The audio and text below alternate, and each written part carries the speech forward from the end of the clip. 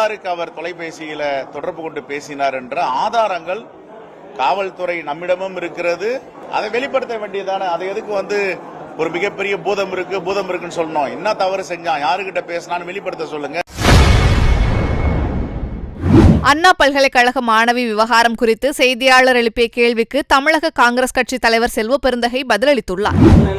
சட்டப்பேரவை கூட்டத்தில் தொடருது. இந்த தொடரில் அண்ணா பல்கலை விவகாரத்துடன் நிறைய கூட்டணி கட்சிகள்ல இருந்தாலுமே அவங்க குரல் எழுப்பணும்னு சொல்லியிருக்காங்க. காங்கிரஸ் அண்ணா பல்கலையை பொறுத்த வரைக்கும் எல்லா ஆதாரமும் ஸ்பெஷல் இன்வெஸ்டிகேஷன் டீம் சிறப்பு புலனாய்வு துறையிடம் இருக்கிறது. அந்த குற்றவாளியாக சட்டத்தின் முன் நிறுத்தப்பட்டவர் ஞானசேகருடைய தொலைபேசி கிடைத்திருக்கிறது.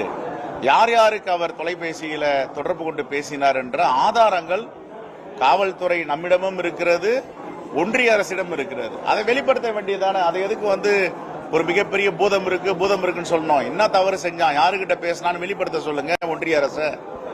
தமிழ்நாடு காவல்துறை திறந்த மனத்தோடு ஒரு ஸ்பெஷல் இன்வெஸ்டிகேஷன் 3 IPS அதிகாரிகளை பெண்களை அமைத்து ஒரு சிறப்பு புலனாய்வு குழுவை ஏற்படுத்தி இருக்கிறது. விசாரணை வெளியில வரட்டும்.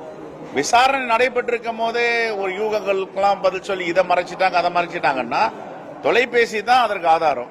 தொலைபேசி சர்வர்ல இருக்கு, எல்லா எண்களும் பதிவாயிருக்கு, யாருக்கு கூப்பிட்டு காலர் ஐடி இருக்கு.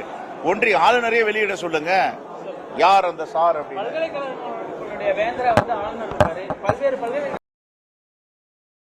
செய்திகளை உள்ளது உள்ளபடி தெரிந்து கொள்ள ரெஃப்ளெக்ட் நியூஸை சப்ஸ்கிரைப் பண்ணுங்க.